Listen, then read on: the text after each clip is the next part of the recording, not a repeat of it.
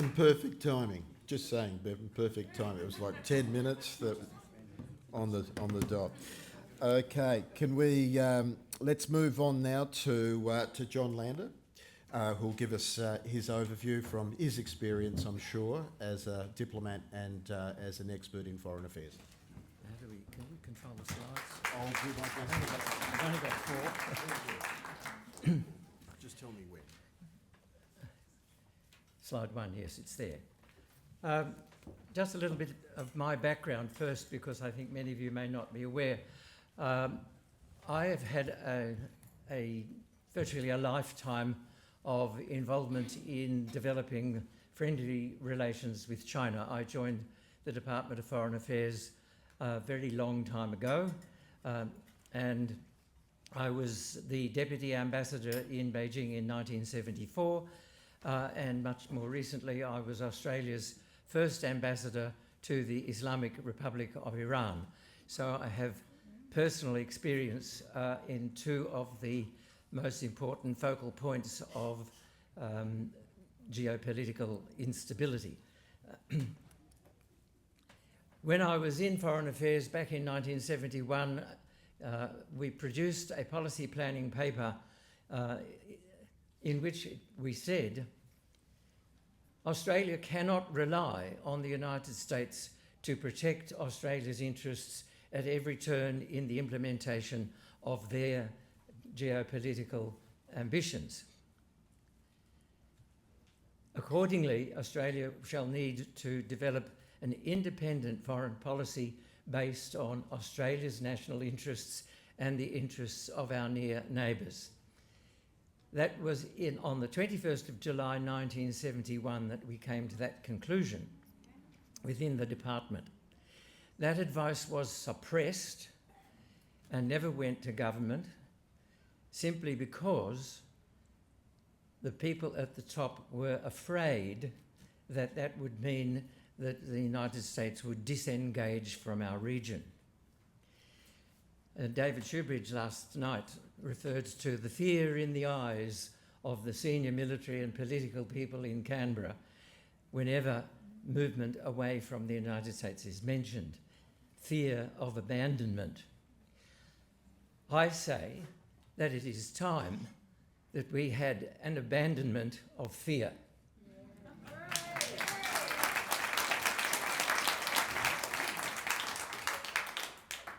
I can't believe that I have spent 55 years basically struggling to disengage from the stranglehold of the United States. Australia is the only country I know of in the world that has surrendered its sovereignty willingly, gladly, and without a fight, to the point where we now have really no genuine sovereign control over not only our defence, but every aspect of our national life, economic and political, media, etc., etc. We are thoroughly under the boot of the United States. Getting out from under that control of the United States is a Herculean task to which we all must become committed and engaged, with the knowledge that, as John Mearsheimer said 5 years ago in a debate in Canberra, Australia, he said, would always side with the United States because Australia knows that the United States can do much more damage to Australia than China can. We have now reached the point, of course, that if we decide that we are going to make an enemy of China, despite the fact that China has never expressed any hostility towards Australia, China has, throughout my entire experience with China, and that continues to this day, China has always expressed a willingness to develop a mutually productive and mutually beneficial relationship with Australia. Australia has time and again slapped away the hand of friendship from China at the behest of the United States, which of course now has control, in particular, over our digital communication systems. We had the opportunity to diversify, but at the behest of the United States, we refused to allow Huawei to bid for involvement in the development of Australia's 5G network.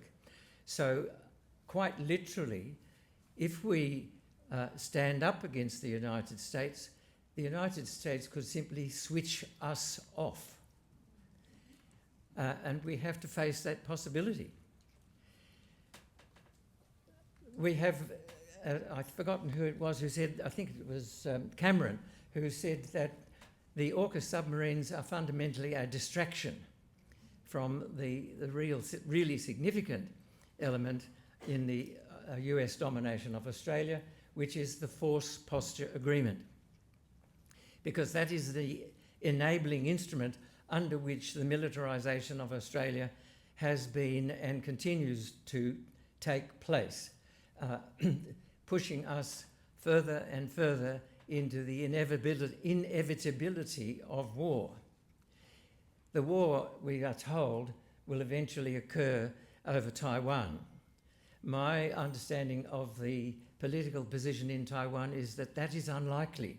And what we're seeing with the build-up of United States military bases in the Philippines and the military exercises which the United States is conducting along with the Philippines in the South China Sea, that we can expect in the near future to see a false flag operation stemming from the Philippines and creating a military conflict with China, in which Australia will be considered obligated to become involved in order to protect the Philippines.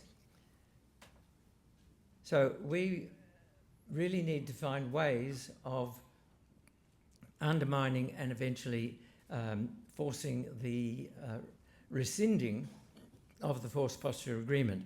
So a friend of mine, Councillor Richard Foley in Wagga Wagga, came up with the idea of why don't we look at a legal challenge to the validity of the force posture agreement, which is that proposal that you see on the screen,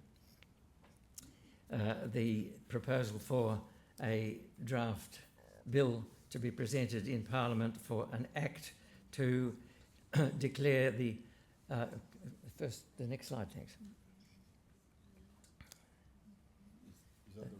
Yes, a bill for an act to require parliamentary approval for agreements granting foreign military forces access to or operational control of Australia's facilities or territory, and thereby to declare that the implementing arrangements made under the force posture agreement and all other foreign military access agreements, including the extraordinary agreement to allow Japanese forces to have access to Australia's territory and facilities.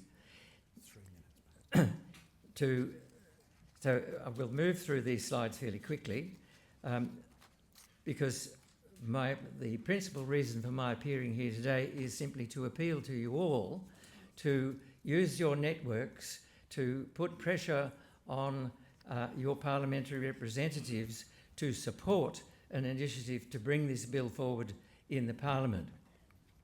We're still looking for a member of Parliament, either a senator, as mentioned in slide number 3, or a member of the House, but probably a senator, to bring this bill forward and to provoke a debate. We are not so naive as to believe that we would actually succeed in getting the bill passed.